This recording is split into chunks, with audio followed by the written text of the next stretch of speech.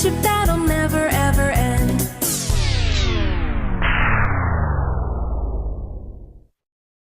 Run!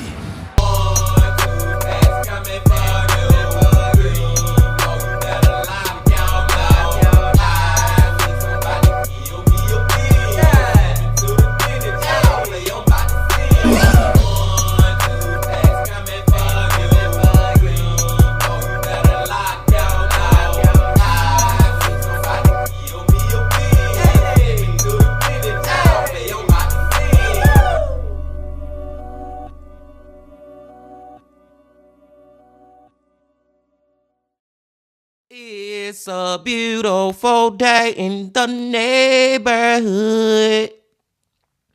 Reaction Beanie Yo 500. 500. 500. That in that neighborhood. My brothers and sisters. We have reached Reaction Beanie Yo 500, y'all. And all I can say to that is, let's get the Reaction Beanie Yo 600. And also, real quick, to all my sisters out there that are mothers, I want to say Happy Mother's Day to all y'all. Y'all are greatly appreciated. And without y'all, the world wouldn't freaking go around, man. So I just hope y'all enjoy y'all day. But I digress. Since it is Mother's Day, y'all know that means that it's Sunday. And since it is Sunday, y'all know that we're about to go back to the man. Y'all know that we're about to go back to the myth. Y'all know that we about to go back to the legend. MrBallen. MrBallen Sundays, y'all. And the title of the video is A Literal Bloodbath. Top 3 photos with disturbing backstories. Now, this is like throwback MrBallen. This is like MrBallen in the old days, y'all. This when MrBallen used to be releasing like 3, 4, 5 freaking videos a week. This series, the top 3 photos with disturbing backstories, is what made me a huge fan of MrBallen, y'all. So I'm just very, very, very, very, very excited to get into this one. But before we get into it, my brothers and sisters, y'all know what y'all got to do. Get whatever you may need. Get what you need, please. We back to the man, the myth, the legend, MrBallen. Y'all got what y'all need. Y'all ready to go? Then let's go. Today, I'm going to share 3 progressively more disturbing stories, and at the end of each of them, I will share the photo that is famously associated with that story. But before we get into those stories, if you're a fan of the strange, dark, and mysterious delivered in story format, then you've come to the right place, because that's all we do, and we upload once a week. So, if that's of interest to you, please offer to give the like button acupuncture, but then after you put in all the needles in their back and you stick the moxa to the end of the needles and you light those, just leave. Also, please subscribe to our channel and turn on all notifications so you don't miss any of our weekly uploads. Okay, let's get into today's stories.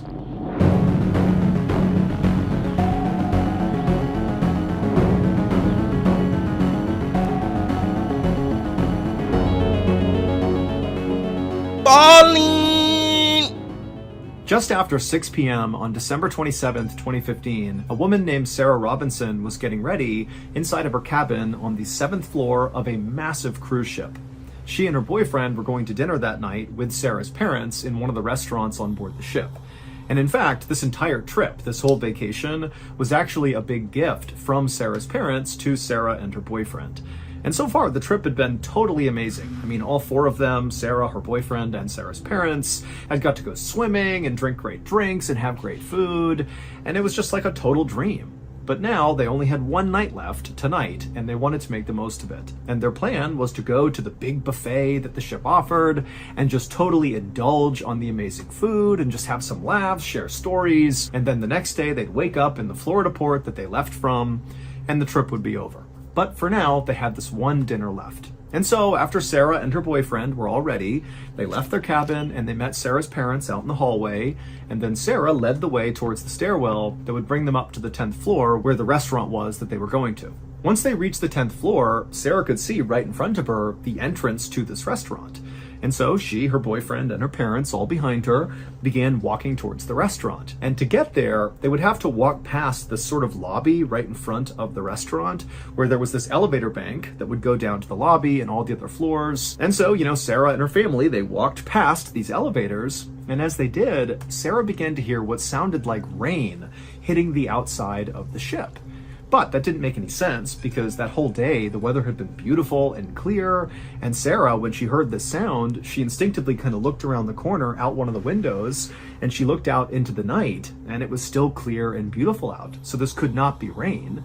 Well, what the hell is it? Is the freaking ship being flooded right now, y'all? And Sarah the first one to realize it or something? Is it water getting in somewhere? And so Sarah, she turned around and she looked at her boyfriend and her parents with a sort of quizzical look, being like, do you hear this? Like, what is that sound?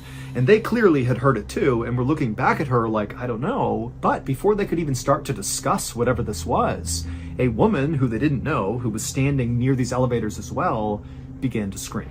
It would turn out just a few minutes before this woman began to scream, the cruise ship's chief electrician, 66-year-old Jose Sandoval Opazo, had begun doing routine maintenance on the elevators that were located a few floors below the 10th floor, but still within that same elevator bank that could bring you up to the 10th floor where that restaurant was. And while Jose was performing this very routine and quick maintenance on the elevator, something strange happened. But to understand why this happened, you need to understand a little bit about Jose and the other electricians on board this cruise ship.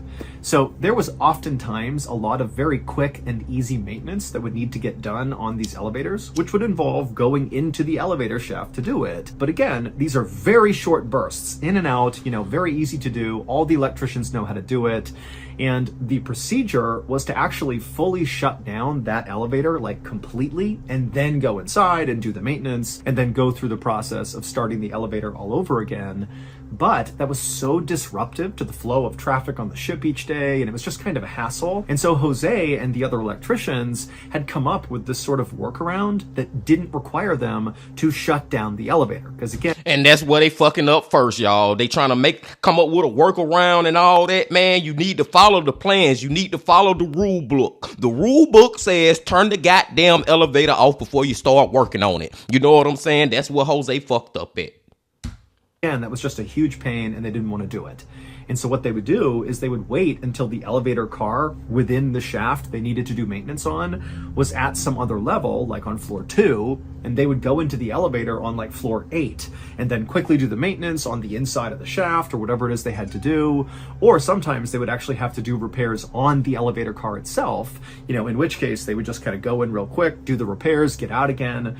But all of it was predicated on just kind of knowing where the elevator car was in the shaft and being really quick, in and out. And so Jose and the other electricians had done this many times and there was no issues. But on this day, Jose, he got into the elevator shaft to make these simple repairs. And so he actually was standing inside of the shaft on top of the elevator car that was down, a few levels down from 10. And he began making these repairs.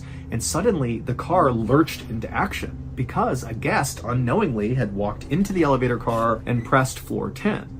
And you see why I said, goddamn, they should have cut the damn elevator off before you start working on it. We all know how this gonna go, y'all. That's why I had started shaking my head. Jose got crushed, and that rain that Sarah thought she heard, that was his freaking blood falling down. You know what I'm saying? That's what I think, and I'm pretty sure y'all thinking that too.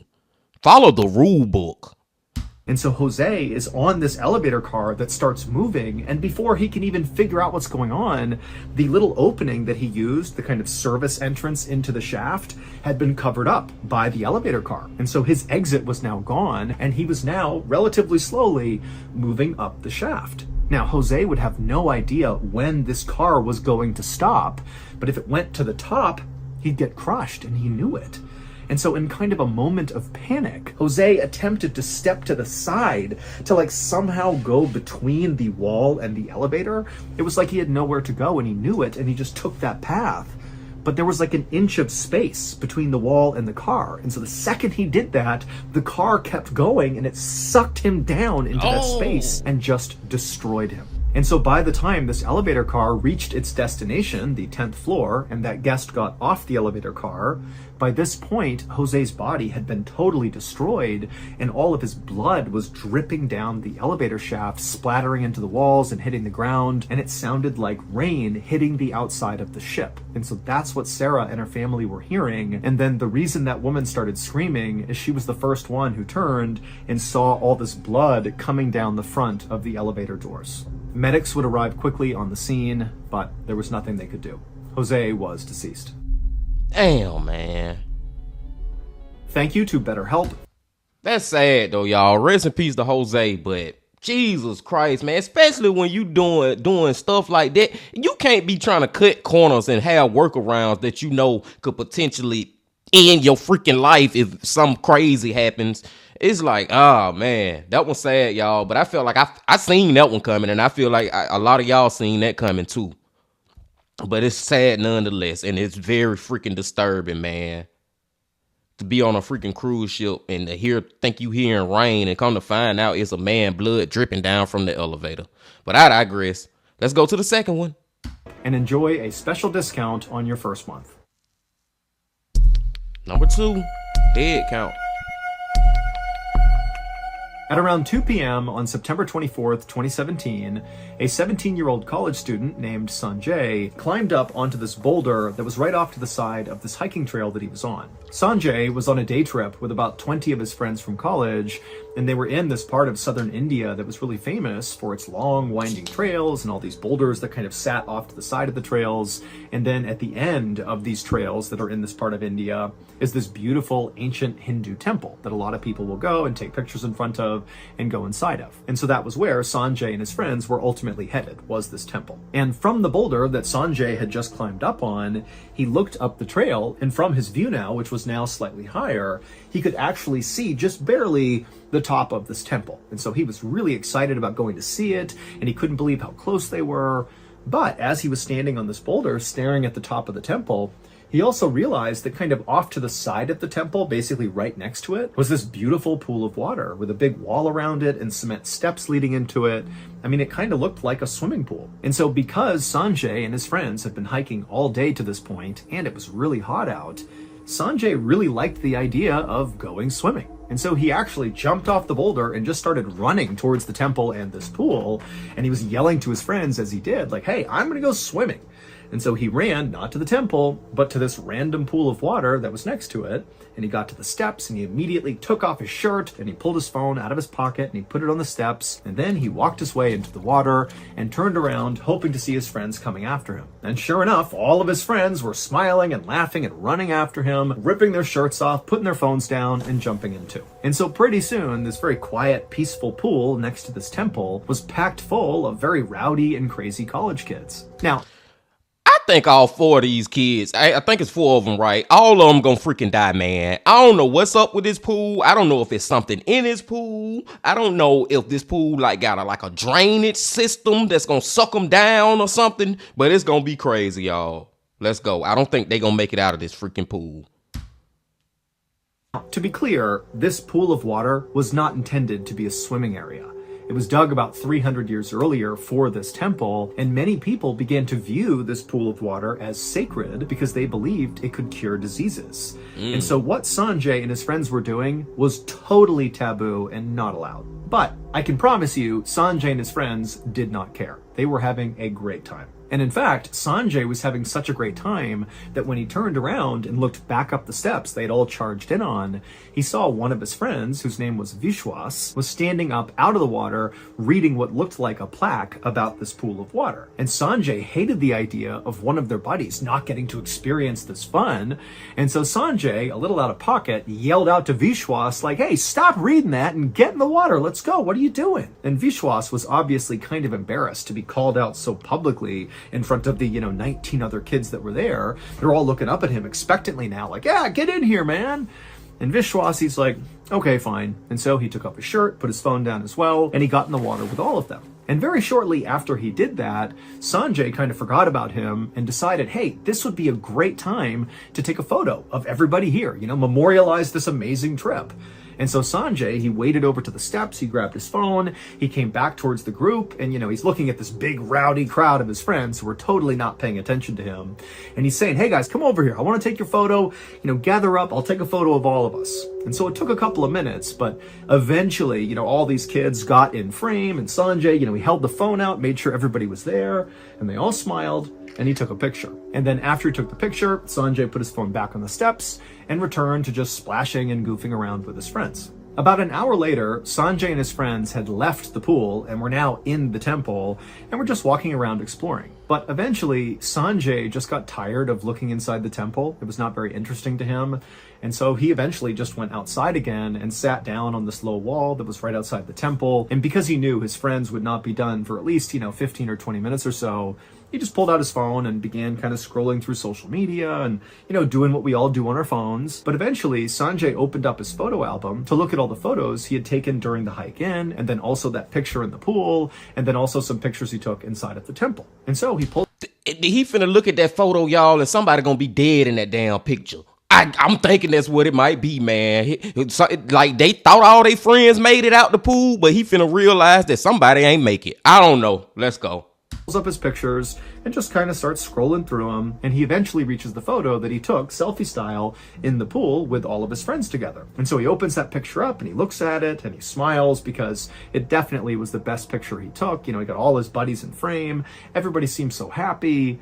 But as Sanjay was looking at this photo, he realized there was something odd about it. There was just something in this photo that just seemed like it shouldn't be. And as he looked more closely at it, the smile on his face faded, and he began to panic just a little bit. He didn't know if what he was looking at was real or not, but he knew he had to go find out. And so Sanjay put his phone away and he looked up and began looking around outside the temple at all the other people who had left, and many of them included his friends. And they were walking around, talking in groups or whatever.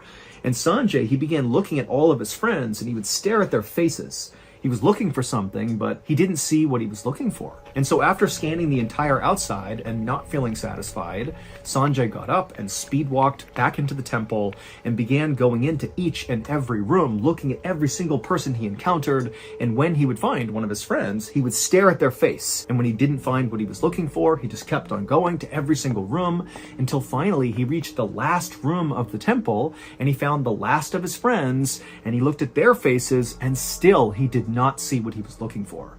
What the hell is Sanjay looking for, y'all? I don't know. We seen the photo. I was looking, trying to catch a clue or something, but I didn't see nothing. It looked regular. Now, when MrBallen tell us what the hell is going on, we already know it's going to be like, what the freak?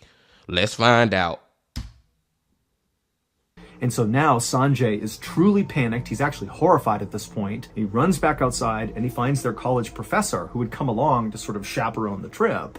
And he ran up to this professor and he pulled out his phone. He opened up that photo of them in the pool and he showed the professor what he had found. And Sanjay pointed out the strange thing about this photo. And so the professor, he began looking at the photo too, and right away he also could see this very strange thing that seemed very out of place. And so the professor asked Sanjay a few follow-up questions, about like what Sanjay had done since discovering this. And after Sanjay said, I've been all over the temple, I still can't figure it out. And so the professor knew the police would have to get involved. And so the professor got in touch with police, and so the police came out to the temple not long after that.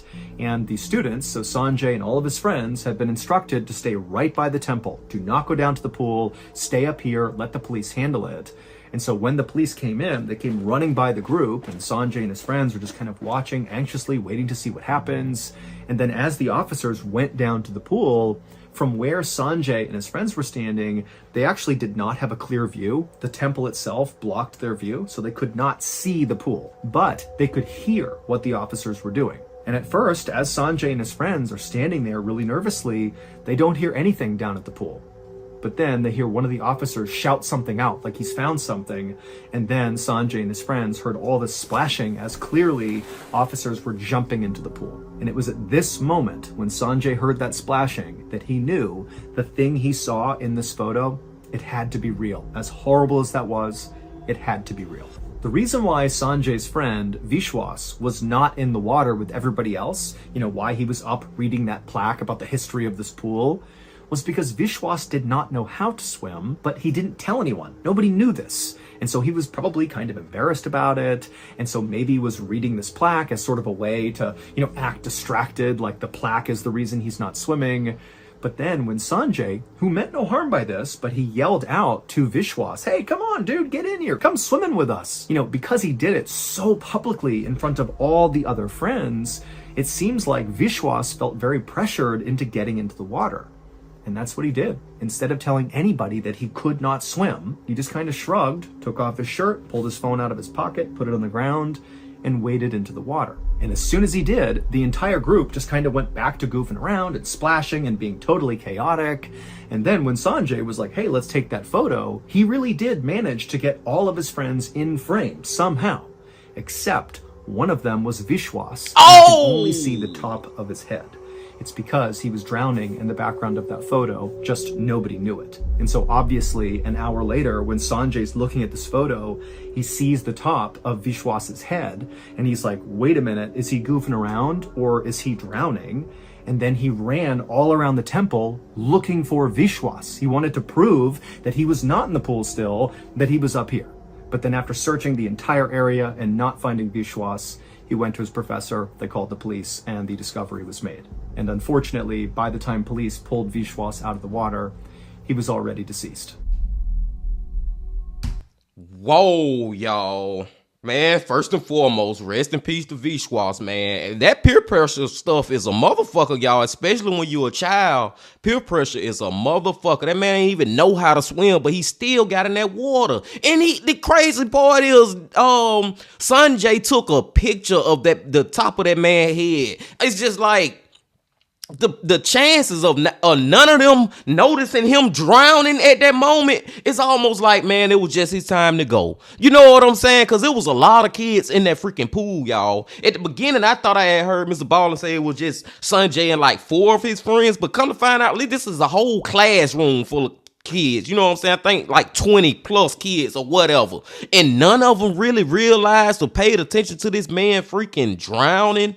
That is just crazy, man. I guess I was kind of right on this one, but I was still wrong. I was making a lot of different guesses, man. And because when MrBallen, when he first showed the picture, he didn't show the full picture. That's why we couldn't find no clues. You know what I'm saying? But when he showed that full picture, rest in peace. Rest in peace to Vishwas.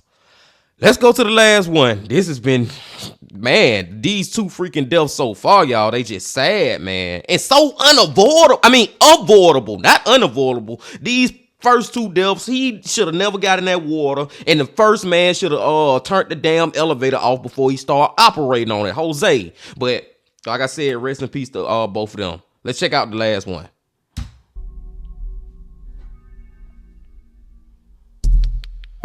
Tracks in the snow. Late on the morning of June 27th, 1957, a 25-year-old Austrian mountain climber named Kurt Diemberger plunged his ice axe into the deep snow ahead of him and then used the axe to pull himself up and over a big ice clump. Kurt was totally physically and mentally exhausted by this point and only wanted to stop for like 2 seconds just to catch his breath. But he knew that was just not an option. Kurt and his climbing partner, a 32-year-old man named Herman Buell, were climbing one of the tallest mountains in the world, called Chogalisa, which is located in northern Pakistan. And they were doing this climb all alone. It was just those 2, and they had virtually no safety equipment. Now, for reference, this was not normal. Anybody who climbed Chogalisa did so with Sherpas and guides and oxygen masks. I mean, this was a dangerous climb, and so serious measures had to be taken to ensure it was safe. But Kurt and Herman felt like, that takes all the fun out of mountain climbing. There has to be, like real risk here for this to be worth doing. And also, critically, Kurt and Herman were well aware of the fact that if they successfully climbed Chogalisa with no safety equipment, so what they were planning to do, that would be a new world record because nobody had ever done that before on this mountain. And so that felt like a really cool reason to go for this. And when they began their journey a few days earlier, when they began the climb, it had still felt like a great idea because the weather forecast was perfect for the rest of the time they expected to be on the mountain. However, earlier that morning, Kurt had turned around to talk to Herman, and he noticed off to the south was a kind of ominous dark cloud making its way toward them. Now, obviously, when you're on the ground and you look up and you see a dark cloud, you think, okay, it might storm, or it's actively storming. Maybe it's rain, maybe it's snow, but it's probably not a big deal unless it's like a tsunami or a hurricane or something, but dark clouds are just not really a big deal.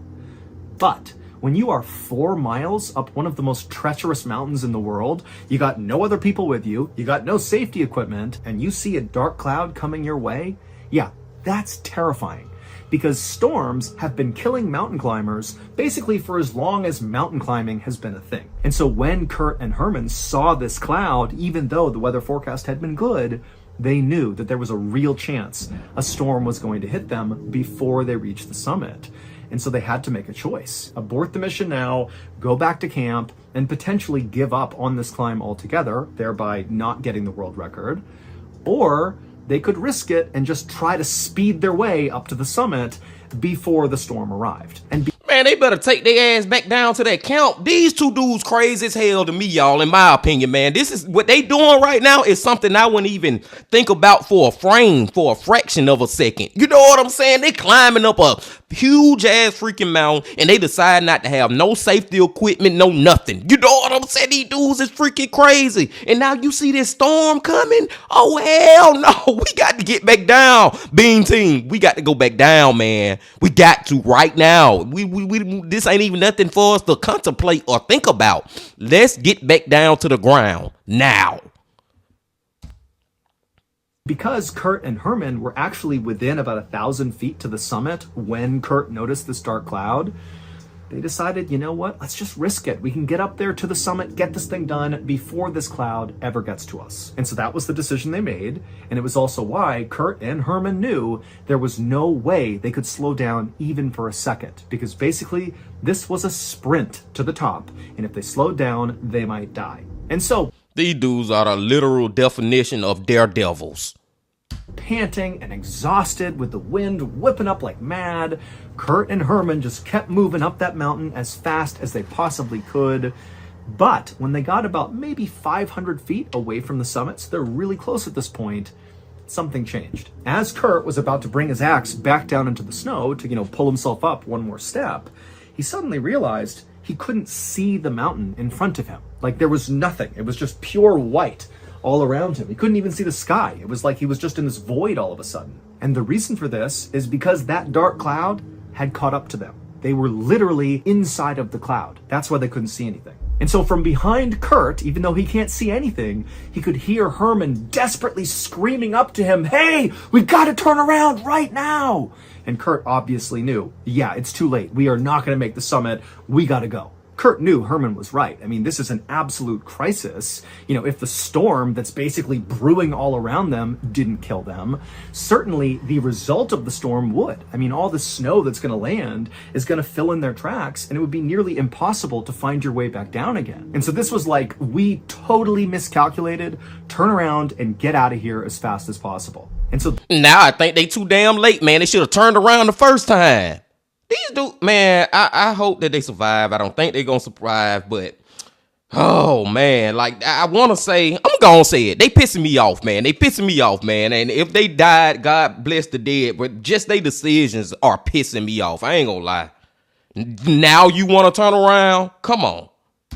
That's what Kurt and Herman began to do. As fast as they could, they began going down the mountain, following along their tracks they had left on the way up. And pretty quickly, Kurt and Herman began making serious progress. And so Kurt was starting to feel optimistic that, maybe they had managed to escape this just in time. But right at that moment, the ground underneath Kurt began to vibrate. Then Kurt looked down, and even though his visibility was basically nothing, he could tell from his legs that the ground was basically shifting underneath him.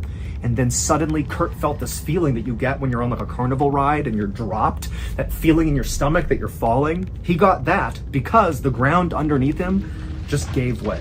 It was an avalanche. And so in absolute desperation, Kurt, who knows he's about to be sucked into an avalanche, he just jumped like as far away from the mountain as he possibly could, kind of at an angle to the right, like he was leaping up and out of the avalanche and over to the right. But you got to remember, he's on this really steep slope. This is not like jumping on flat ground where you jump up and just return to where you jumped from. He's on a slope. So when he jumped out and to the right, it was like he was jumping off a building. He fell something like 30 or so feet before he hit the ground again. But when Kurt hit the ground, he kind of expected to be gobbled up by the snow and keep being sucked down the mountain, but he wasn't. He hit the ground and didn't move. And then he kind of sat up and he looked around and he realized he had successfully jumped out of the avalanche. He had done it. He saved himself. And so he began looking around. The visibility is still terrible, but it's a little bit better because now the avalanche has basically gone down the mountain. The storm is kind of passing, and so the visibility is decent. And, Kurt, he's looking around, screaming out for Herman. He doesn't see him. And then it's like suddenly the visibility just opened up, and Kurt was able to look to his left where the avalanche had gone. And as he was looking, he saw what looked impossible. Basically, the land where they had been walking down this mountain was gone. It was like the avalanche had removed that part of the mountain. And so Kurt is basically laying in the snow on the edge of a new cliff where the avalanche had basically broken away the mountain. And so he's looking into this crevasse where the avalanche went and thinking, I can't believe how lucky I am, but I gotta go find Herman. And so Kurt stands up, and he's pretty battered from this 30-foot fall, but he's got adrenaline pumping through him, so he feels pretty good. And he scrambles his way 30 feet back up the mountain to this ridgeline where he originally jumped out of the avalanche, hoping when he got up there that he might find some sign of where Herman went to, because they were pretty close together when the avalanche started. But when he got up there was no sign of Herman, and he turned around and looked back down the mountain, and he couldn't see Herman anywhere.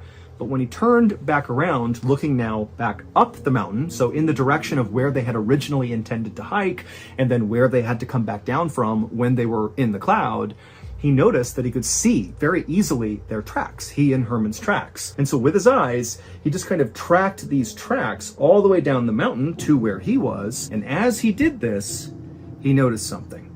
At first, it was like his brain couldn't compute what he was seeing. But after a moment, he knew.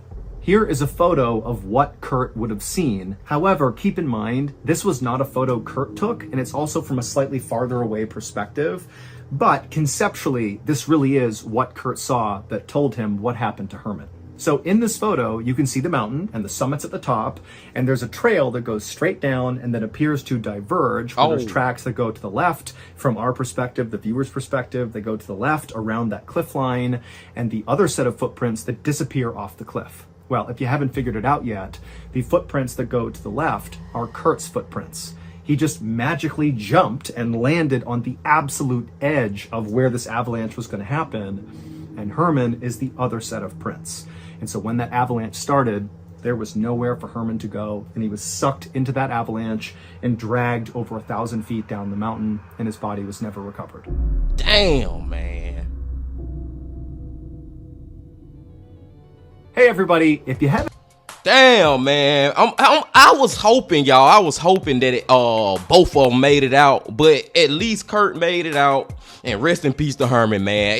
And Kurt, it's so crazy because I was just talking about this in the second video, y'all. Like it just seemed like it was his time to go. Well, in this one, it seemed like it just wasn't Kurt's time to go because him jumping off the freaking mountain, man, that was almost a death sentence in itself. You know what I'm saying? But so happened it just when his time to go and he was spared. But Herman, just seeing that picture and to think about Kurt looking up at that freaking mountain and seeing that trail just go off into the avalanche, freaking terrible, man. And I was saying it, y'all, I'm just being for real, man. They was pissing me off with their decisions that they was making, but that's not to try to be disrespectful to Herman, who lost his life, man. Rest in peace to him. And it's so sad that they never freaking found his body. That just lets you know how serious them freaking avalanches is, man. That man, and then I hate to say this, but if you really think about it, y'all, I don't know if where they at is always that type of weather, but if it is like always that cold and frozen and snow and stuff, that man's body is literally preserved. Is that the word? Preserved under ice as we speak. You know what I'm saying? Have y'all ever seen the little girl that's from a long time ago, the little Eskimo girl who was found and she is come to find out she lived hundreds and hundreds of years ago? But her body looked like she freaking died yesterday. day, that's probably the same thing that's going on with Herman, y'all. But like I said, rest in peace to him. To him. Kurt still made it. He alive. And man, being a daredevil could never be me. That's all I would say, y'all. I could never do no stuff like that. The second one, Vishwash, man, why the freak did he get in that water and ain't tell nobody he ain't know how to swim, man? Or it's the opposite of Kurt, like I said, man, because it just seemed like it was his time to go. All those kids out there, all those freaking people out there, nobody noticed him drowning. Like, I'm wondering, did he ever scream? And if he did scream, you got everybody else screaming and having fun and playing and stuff till his scream may not even alert you at that time. And it's so crazy for the dude to take a picture of it, a freaking selfie he took, man. Wow. The first one, with the elevator dude, Jose. Man, that I feel like that's a life lesson for all of us, especially when we dealing with things that can freaking kill you, being in predicaments or situations where if you're not following the proper procedures, you could possibly lose your life or get severely injured. We gotta follow the rule book, my brothers and sisters. We gotta play by the freaking rules, man, because you can't play with your life. You know what I'm saying, man? You gotta play by that damn rule book, y'all. And the rule book said, make sure that the elevator is off. And for some reason, man, I get the workaround. I get what they was doing, because there's a lot of people in this ship, and you know they ain't trying to cause that many disruption. You got a lot of people using these elevators all the time and all that. I get it, but if your life gonna be in danger just to try to help the people on the ship feel more comfortable, I'm not doing it. Y'all just gonna have to be a little uncomfortable. Y'all just gonna have to wait a little while, and then go take the goddamn stairs. I'm pretty sure some stairs around here. We gonna have the elevators off for an hour or however long it take, and then y'all get back to riding the damn elevator. I'm not putting my damn life in danger for y'all. That's all I'm saying, my brothers and sisters. That's all I'm saying. But I digress, man. This was another great MrBallen Sunday, as always. I appreciate y'all coming on back to fuck with the bean, as always. As I said at the beginning of the video, I say it one more time, man. Happy Mother's Day to all my sisters out there. And y'all just make sure that y'all come on back once again. Please, please, please, please, please, to fuck with the bean. And until then, my friends, y'all make sure that y'all hit that like button. Y'all comment, subscribe, and do all that. If you ain't did that yet, I almost forgot to say that part. And like I said, I'll see y'all Tuesday. But until then, my friends, I still need y'all to always remember this. Love, peace, and happiness. Stay safe. Don't stop. Keep going. Yeah.